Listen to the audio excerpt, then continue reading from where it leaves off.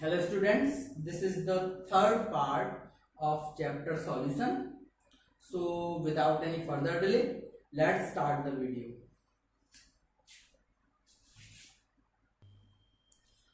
तो इसमें सबसे पहले आता है हेनरीज लॉ। हेनरीज लॉ किसी भी लिक्विड में गैस के डिसोल्यूशन को प्रेजेंट करता है। मतलब कोई लिक्विड दे रखा है और उसमें हमें गैस डिसॉल्व करनी है, उसके ऊपर जो हेनरीज लॉ आया है।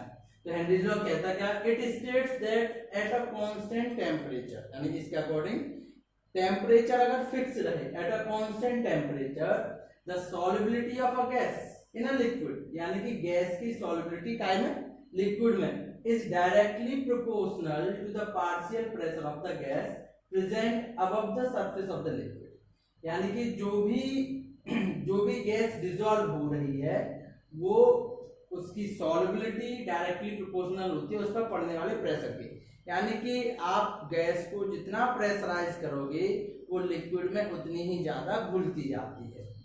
So S directly proportional to P, S यहाँ सॉल्युबिलिटी है, पी यहाँ पार्शियल प्रेशर, या पी बराबर प्रोपोर्शनलिटी का साइन हटा के K H into S, where K H is Henry's constant. तो यहाँ पे जो कांस्टेंट है वो हेनरीज कांस्टेंट है, के एच। इसकी एक और definition, in other word the partial pressure of the gas in vapour phase, partial pressure of the gas in vapour phase is directly proportional to the mole fraction of the gas in the solution. यानी कि partial pressure directly proportional किसके, mole fraction के, या P बराबर के H into x. यहाँ भी वही है, यहाँ पर पार्शियल प्रेशर सॉल्युबिलिटी के डायरेक्टली प्रोपोर्शनल है और यहाँ पर पार्शियल प्रेशर मोल फ्रैक्शन के डायरेक्टली प्रोपोर्शनल है। दोनों ही इंपॉर्टेंट है और इसके कई न्यूमेरिकल आते हैं, इसे नोट करें। आगे देखते हैं। उसके बाद में हेनरीज लॉ के कुछ नोट पॉइंट है, उसे देखें। If we draw a graph between partial pressure of the gas, यानी कि हम ग्राफ ड्रॉ करें partial pressure of the gas versus mole fraction, यानी कि P और X के बीच में अगर ग्राफ ड्रॉ करें of the gas in solution, we get straight line whose slope is given by KH।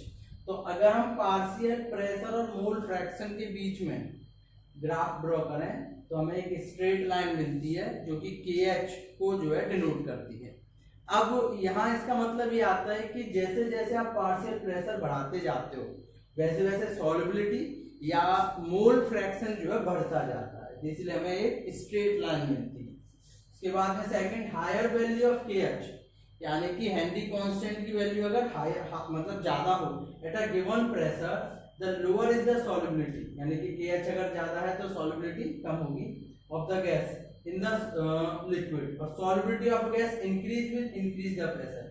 और किसी भी गैस की लिक्विड में घुलने की जो भी कैपेसिटी है वो इंक्रीज होती है अगर आप प्रेशर बढ़ाते हो। इसके एप्लीकेशन भी है, एप्लीकेशन ऑफ हेनरीज लॉ मतलब काय में यूज हो सकता है to increase the solubility of CO2, carbon dioxide की सॉल्युबिलिटी बढ़ाने के लिए इन सॉफ्ट ड्रिंक जैसे पेप्सी हुई, कोका कोला हुई, माउंटेन ड्यू हुई, जो भी है उसमें जो है सॉफ्ट ड्रिंक में CO2 की सॉल्युबिलिटी को बढ़ाने के लिए, एंड सोडा वाटर, द बोतल is sealed under high pressure. तो जो बोतल है वो जो है सील की जाती है हाई प्रेशर पर। Second, to avoid bends and toxic effects of high concentration of N2, यानी कि नाइट्रोजन के हाई कंसंट्रेशन की वजह से जो भी टॉक्सिक इफेक्ट होंगे उसे कम करने के लिए in the blood the cylinder used by scuba divers are filled with air diluted with helium. तो जो भी स्कूबा डाइवर्स जो समुद्र में नीचे गोता लगाते हैं, अपने पीठ पे सिलेंडर ले जाते हैं, तो उनकी जो गैस भरी होती है, एयर भरी होती है, उसको डाइल्यूट करने के लिए हीलियम मिलाई जाती है। क्योंकि अगर ब्लड में नाइट्रोजन की मात्रा, क्योंकि वही सबसे ज्यादा मात्रा एयर में जो परसेंटेज ऑफ गैस, जो हाई परसेंटेज ऑफ गैस है वो नाइट्रोजन है, और नाइट्रोजन हमारी बॉडी के लिए अगर ज्यादा मात्रा में चली जाती है वो टॉक्सिक हो जाती है। तो उस टॉक्सिसिटी को कम करने के लिए स्कूबा डाइवर्स के सिलेंडर में एयर को डाइल्यूट करने के लिए हीलियम गैस भरी जाती है, और वो तभी भरी जाएगी जब उस सिलेंडर को जो प्रेशराइज करेंगे। तो ये दो इंपॉर्टेंट एप्लीकेशन है हेनरी लॉ के। एक तो सॉफ्ट ड्रिंक में जो है आप सॉफ्ट ड्रिंक में जब CO2 मिलाते हैं, क्योंकि जब हम सॉफ्ट ड्रिंक को हिलाकर जो है बोतल का ढक्कन खोलते हैं तो उसमें से जो है एज ए गैस तो निकलती है, गैस के साथ में ही जो है सॉफ्ट ड्रिंक भी साथ में निकल जाती है, तो वो CO2 की वजह से। और CO2 जितनी अच्छी ज्यादा घुलेगी उतनी अच्छी ज्यादा उसमें से घुलने के लिए उसे जो है प्रेशराइज करना पड़ता है। तो ये दोनों एप्लीकेशन जो हेनरी लॉ के नोट करें इसे। इसके बाद इसके इंटरेक्ट क्वेश्चन है हेनरी लॉ से रिलेटेड, उन्हें करेंगे, इसे नोट करें। तो ये हेनरी लॉ से रिलेटेड क्वेश्चन है, देखें जरा। H2S hydrogen sulphide is a toxic gas with rotten egg like smell is used for the qualitative analysis if the solubility of H2S gas in water at STP is 0.195 mole, calculate Henry's law constant। यानी कि H2S gas एक toxic gas है जिसकी सड़े हुए अंडों जैसी smell आती है और ये यूज होती है क्वालिटेटिव एनालिसिस में, यानी कि आइडेंटिफिकेशन ऑफ कैटाइन और एनाइन वाला आपका 12th में जो है उसमें जो है एनालिसिस के लिए ये यूज होती है गैस। अगर H2S गैस की सॉल्युबिलिटी वाटर में इतने मोल है तो आप हेनरी लॉ कांस्टेंट बताएं। तो यहाँ हमारे पास में क्या क्या गिवन है वो देखें। सबसे पहले सॉल्युबिलिटी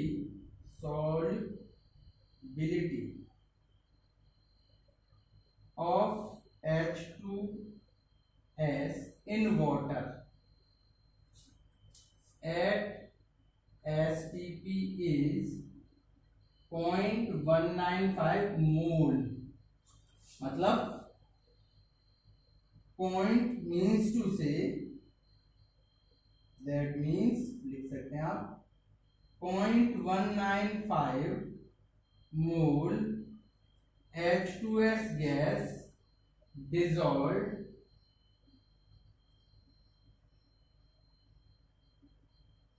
थाउजेंड ml, मोल है ना, ml सॉल्यूशन, यानी कि 1000 ml या 1 लीटर सॉल्यूशन में 0.195 मोल H2S गैस है। तो यहां से हमें एक चीज तो पता पड़ गई कि मोल ऑफ H2S 0.195। दूसरा, पानी के साथ डिसॉल्व हो रही है तो मोल ऑफ वाटर, वाटर के मोल होते हैं given mass upon molecular mass.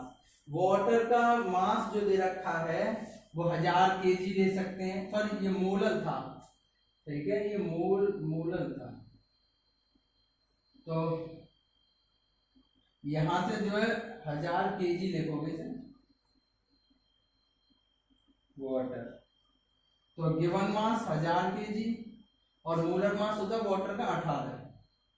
जब इसे डिवाइड दोगे तो ये 55.55 या 55.56 के लमसम आता है, 55.56। अब वो पूछ क्या रहा है हमसे, वो पूछ रहा है हेनरी लॉ कांस्टेंट, यानी कि P बराबर KH इंटू एक्स। अब हेनरी लॉ कांस्टेंट का हो जाएगा P upon X equal to KH, यानी कि पार्शियल प्रेशर एट STP, ये आपको पता होना चाहिए। तो पार्शियल प्रेशर एट STP 0.987 बार, ये फिक्स होता है। और दूसरा चाहिए हमें मोल फ्रैक्शन ऑफ H2S गैस। तो मोल फ्रैक्शन ऑफ H2S यानी कि mole of H2S upon mole of H2S plus mole of water. यहाँ थोड़ा छोटा हो रहा है, ये लिख दीजिए mole of H2S upon mole of H2S plus mole of water. तो H2S के मोल हमने निकाल दिए 0.195 अपॉन 0.195 प्लस 55.56। इन दोनों का डिवाइड देके देखेंगे तो ये हमारा आएगा लगभग सॉल्व करने पर 0.0035 ये वैल्यू यहाँ डाल दें। तो एक तो हमारे पास में मोल दे पार्शियल प्रेशर दे रखा है 0.987 और ये वैल्यू दे रखी है 0.035 और इसे आप डिवाइड मारोगे तो ये आएगा 282 pH। ये बार में ही आता है इसका आंसर। ठीक है, तो इस तरह से एक बार फिर से देख लें कि H2S गैस की वाटर में सॉल्युबिलिटी एसटीपी पर जो है 0.195 मोल है। हेनरी लॉ पूछ रहा है, तो एसटीपी पर 0.195 मोल मतलब इतने मोल 1000 केजी या 1000 ग्राम, सॉरी 1000 केजी की जगह 1000 ग्राम वाटर में डिसॉल्व है। तो आपको मोल मिल गए H2S के, मोल ऑफ वाटर निकालोगे given mass upon molecular mass से, ये आपको निकल आएंगे। एसटीपी पर पार्शियल प्रेशर होता है 0.987 बार, ये याद रखें। उसके बाद आपने मोल फ्रैक्शन निकाला H2S गैस का, वो निकला 0.035। उसे जो हमने हेनरी लॉ वाले फॉर्मूले में रख दिया और वहां से हमें मिला 282 pH। नोट करें इसे। हमें सेकंड इंडेक्स क्वेश्चन देखें, ये भी हेनरी लॉ से रिलेटेड है। Henry law constant for CO2 in water is, यानी कि हेनरी लॉ कांस्टेंट आपको दे रखा है आंसर नंबर 2। यहाँ हेनरी लॉ कांस्टेंट दे रखा आपको 1.67 × 10⁸ पास्कल, बार में नहीं है पास्कल में, at 298 kelvin. Calculate the quantity of CO2, यानी कि CO2 के आपको ग्राम पूछ रहा है, यानी कि क्वांटिटी ऑफ, ये देख सकते हो W ऑफ CO2 या मास ऑफ CO2 समझ लीजिए कि CO2 का वो क्वांटिटी पूछ रहा है in 500 ml of soda water. Volume दे रखा है 500 ml when packed under 2.5 atm CO2 pressure. Pressure भी दे दिया CO2 का 2.5 atm CO2 एट 298 केल्विन। तो हमारे पास में क्वांटिटी पूछ रहा है, क्वेश्चन दोबारा समझ लें कि CO2 का जो है 298 यानी कि फिक्स टेम्परेचर पर प्रेशर, हेनरी कांस्टेंट ये है, तो कितने ग्राम CO2 500 ml सोडा वाटर में घुल जाएगी और अगर उस पर 2.5 atm का प्रेशर पड़े। तो क्वेश्चन कुछ इस तरह से, ठीक है ना। तो इसमें जो है हमारे पास में सबसे पहले आप निकालोगे मोल, पहले तो ये पास्कल में दे रखा है, एटीएम में दे रखा है, दोनों या एक ही क्वांटिटी में होनी चाहिए।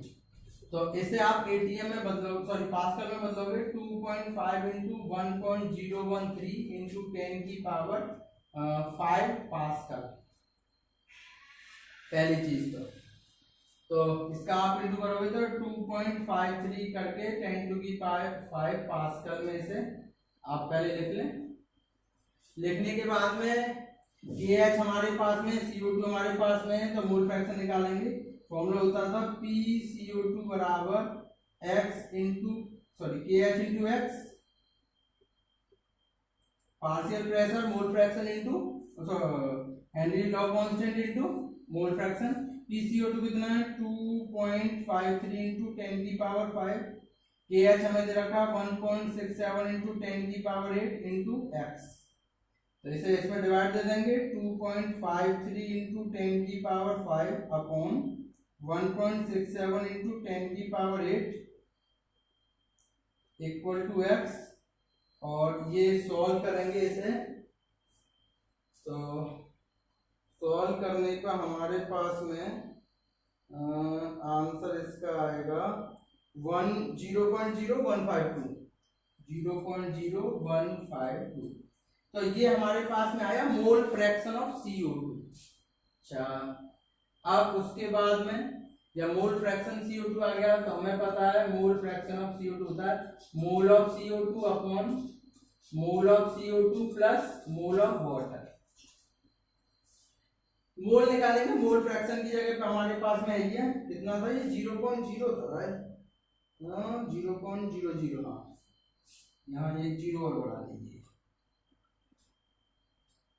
तो यहाँ का हो जाएगा 0.00152 मोल फ्रैक्शन ऑफ CO2 पता नहीं है, N of CO2। Water water water water हाँ वाटर के मोल निकालेंगे 500 ml दे रखे हैं, तो मोल ऑफ वाटर यहाँ साइड से निकाल लो। मोल ऑफ वाटर हो जाएगा 500/18 मोल ऑफ वाटर के लिए, और 500/18 का जब आप डिवाइड दोगे तो ये हमारे पास में आएगा 27.78। ठीक है, तो ये आपके वाटर के मोल हो गए। अच्छा, अब 27 CO2 के रेस्पेक्ट में वाटर के मोल बहुत ज्यादा है, तो इन दोनों को एक ही वाटर के मोल मान लीजिए और यहाँ लिख दीजिए केवल 27.78। इसका इधर इंटू, तो मोल ऑफ CO2 आपको मिलेंगे 0.00152 इंटू 27.78। तो यहां से इसका इंटू करेंगे और इंटू करने पे जो है ये हमारे पास में आएगा 0.042 मोल।